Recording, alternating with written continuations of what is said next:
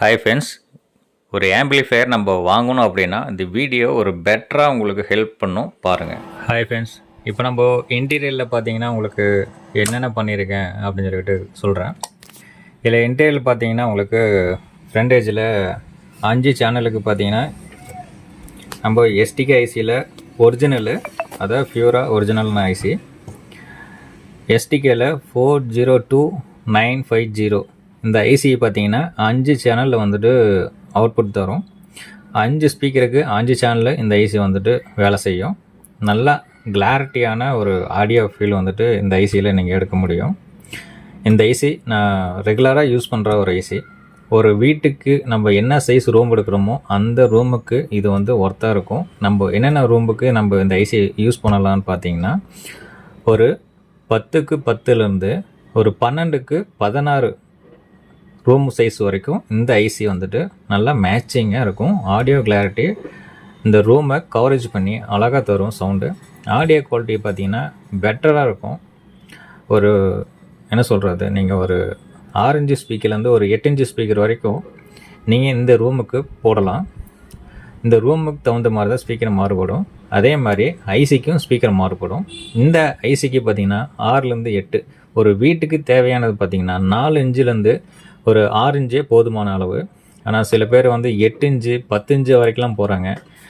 நீங்கள் கூட ஒரு 2 இன்ச்சு சேர்த்திங்க அப்படின்னா தேட்டர் சைஸில் வந்துடும்.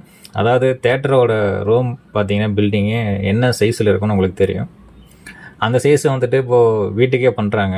நம்மளுக்கு அது தேவையான்னு கேட்டால் என்ன கேட்டால் தேவையில்லைன்னு சொல்லுவேன். ஏன்னா நம்ம ரூம் சைஸு பொறுத்து தான் நம்ம ஸ்பீக்கர் சூஸ் பண்ணணும். சில பேர் 10க்கு 10 ரூமு 10க்கு 16 ரூம்லேயே 8 இன்ச்சு பெருசாக வாங்கி மாட்டிக்கிறாங்க. அது அவங்களுக்கு எனக்கு எப்படி சொல்கிறதுன்னு தெரில. ஆனால் 6 இன்ச்சே பார்த்தீங்கன்னா நல்ல மேட்சிங்காக இருக்கும். ஏன்னா நம்ம என்னென்ன ஆடியோ வந்துட்டு நம்ம உள்ள சோர்ஸ் கொடுக்குறோமோ அதுதான் நம்மளுக்கு வெளியேற தரப்போகுது. என்னை கேட்டால் எனக்கு பெட்டர் இந்த ஏசி பார்த்திங்கன்னா நல்லாவே இருக்கும். ஓகேங்களா? ஓகே ஃப்ரெண்ட்ஸ், இது போக நம்மளுக்கு மெயினான பார்ட்டு பார்த்திங்கன்னா நம்ம டிரான்ஸ்ஃபார்மர் தான். இந்த டிரான்ஸ்ஃபார்மர் பார்த்தீங்கன்னா 10 ஆம்பியரில் போட்டிருக்கேன். இது போக நீங்களே இதிலே பார்த்துக்கலாம். 10 ஆம்பியர் 24 வோல்ட்டில் போட்டிருக்கேன். 24 ரெட்டிஃபைர் பண்ணி டிசியாக நம்ம எடுத்து பவர் ஆம்ப் யூஸ் பண்ணியிருக்கோம். இது வோல்டேஜ் பார்த்திங்கன்னா 63 வோல்டேஜ். அதில் இருக்கிறத காட்டியும் நம்ம 2 மடங்கு போடணும். நம்ம 2 மடங்குக்கு மேலேயே நம்ம அதிகமாகவே போட்டிருக்கோம். 63 வோல்ட்டுக்கு நம்ம போட்டிருக்கோம். ஆம்பியர் பார்த்தீங்கன்னா இதுலேயும் சேமு. நம்ம 10 போட்டிருக்கோம் அப்படின்னா 20 போடணும். நம்ம 20 போட்டிருக்கோம். இது நம்மளுக்கு மேட்சான ஒன்று. ஓகே ஃப்ரெண்ட்ஸ், தேர்டு பார்த்தீங்கன்னா நம்ம சாப் சார்ட்டர். இந்த சாப் சார்ட்டர் பார்த்தீங்கன்னா உங்களுக்கு டிரான்ஸ்ஃபார்மரோட வைப்ரேட்டை தடுக்கும். நீங்கள் செட்டு டேரெக்டாக நீங்கள் ஆன் பண்ணும்போது, அதாவது மெயினாக டேரெக்டாக நீங்கள் ஆன் பண்ணிங்க அப்படின்னா ஏசி சப்ளைலேருந்து டேரெக்டாக, அதாவது இங்கே பேக் சைடில் இருக்கிற ஏசி சப்ளைலேருந்து டேரெக்டாக இதில் இன்புட் ஆகி இதிலிருந்து தான் அவுட்புட் ஆகி நம்ம டிரான்ஸ்ஃபார்மர் போகும். இதனால் நம்மளுக்கு இதில் என்ன நடக்குதுன்னு பார்த்தீங்கன்னா, டிரான்ஸ்ஃபார்மரோட செட்டு ஆன் பண்ணும்போது லைட்டாக கரண்ட் உள்ளே போகும்போது வைப்ரேட் ஆகும். அந்த வைப்ரேட்டு லைட்டாக இருக்கும். அந்த வைப்ரேட் இல்லாமல் ஒரு டிலே ஆகி இதில் வந்து ஆன் பண்ணி கொடுக்கும். ஆஃப் பண்ணும்போது டிலே ஆஃப் ஆகும்.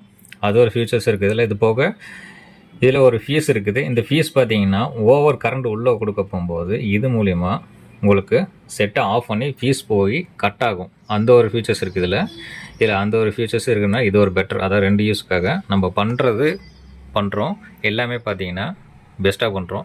இதில் எதுக்கு குறை வைப்பானே அப்படின்னு சொல்லி கஸ்டமர் சைடில் கேட்டிருக்காங்க. நான் போட்டு தரேன். இது கண்டிப்பாக வேணுமா அப்படின்னு கேட்டால் கண்டிப்பாக வேணும் தான். வேணான்ற பட்சத்துக்கு நம்மளுக்கு தேவையில்லை.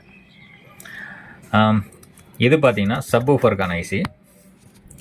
சப்வூஃபருக்கு பார்த்திங்கன்னா இந்த 4 ஐசி வச்சு 200லேருந்து 250 வாட்ஸ் வரைக்கும் இந்த ஐசியில் எடுத்து வரும் உங்களுக்கு சப்வூஃபருக்கு. இது பார்த்திங்கன்னா நல்லா பெட்டராகவே இருக்கும். கெயின் கொஞ்சம் நல்லாயிருக்கும். இதுவும் எஸ்டிகேவோட அப்படியே ஒரிஜினல் சர்க்கியூட் மாதிரி தான் இதை டிசைன் பண்ணியிருக்காங்க.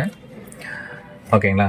ஏன்னா எஸ்டிகேக்கு அடிச்சுக்கிறதுக்கு எனக்கு தெரிஞ்சு வேறு டிரான்சிஸ்டரில் எனக்கு பிடிச்சது எதுவுமே கிடையாது. ஏன்னா நீங்கள் இதில் கேட்க போகும்போது கண்டிப்பாக ஆடியோ குவாலிட்டிக்கு, டிரான்சிஸ்டருக்கு போகும்போது ஆடியோ குவாலிட்டிக்கு கண்டிப்பாக வித்தியாசம் இருக்குது. அது கேட்டால் மட்டும்தான் நம்ம உணர முடியும். சில பேர் நல்லா பெருசாக செட்டு உள்ளுக்குள்ளே வச்சுட்டு இது 100 வாட்ஸ் தரும், இது 150 வாட்ஸ் தரும்னு சொல்லுவாங்க. நீங்கள் ஸ்பீக்கரில் கொடுத்து லோடு எடுத்து ஒரு மியூசிக்கு கேட்டு பாருங்கள். எனக்கு கிளாரிட்டி வேணும்னு சொல்லி நீங்கள் வந்து கஸ்டமர் டெக்னீஷியன் தேடி போவீங்க. கிளாரிட்டி வேணுமா உங்களுக்கு வாட்ஸ் எனக்கு வேணுமா அப்படின்னு கேட்டால் எனக்கு தெரிஞ்சு கிளாரிட்டி இதை கேட்டு முக்கால்வாசி போவாங்க. ஆனால் அவங்க வாட்ஸ் 100 வாட்ஸ் 150 வாட்ஸ் உள்ளே கொண்டு வந்து இறக்கி ரேட்டு வேலை எங்கேயோ கொண்டு போயிடுவாங்க.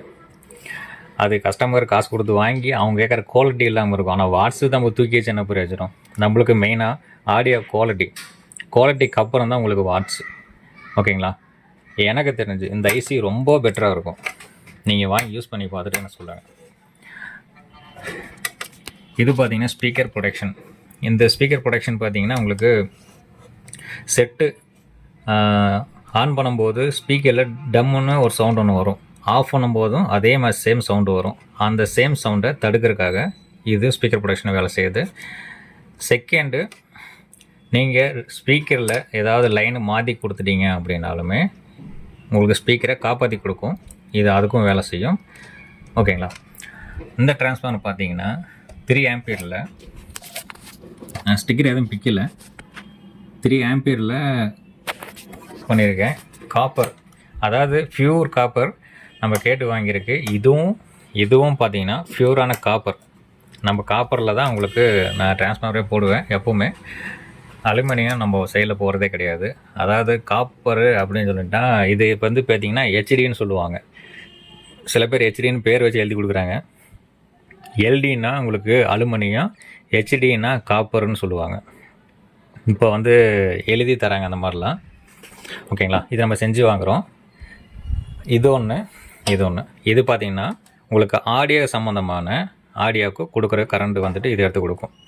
இது பார்த்திங்கன்னா நம்ம ஃபியூடெக்கோட HDMI DSP கிட்டு.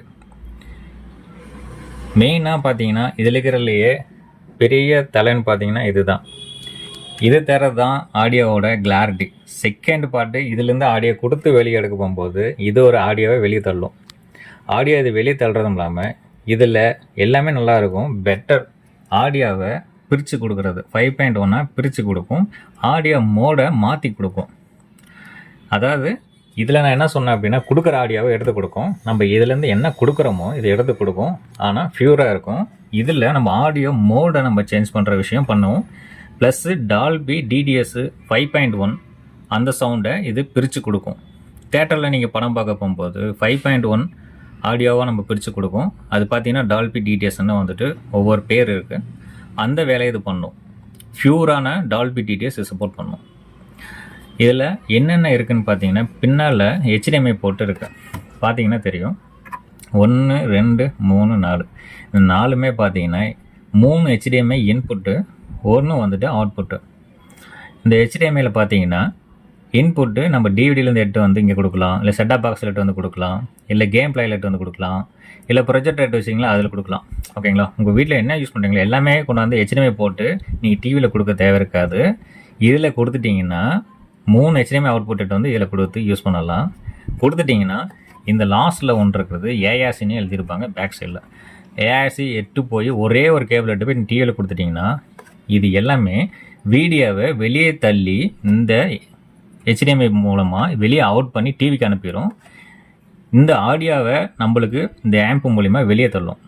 ஆடியோ வந்து வாங்கிக்கும், வீடியோ வந்துட்டு வெளியே தள்ளி இந்த HDMI மூலிமா டிவிக்கு அனுப்பும்.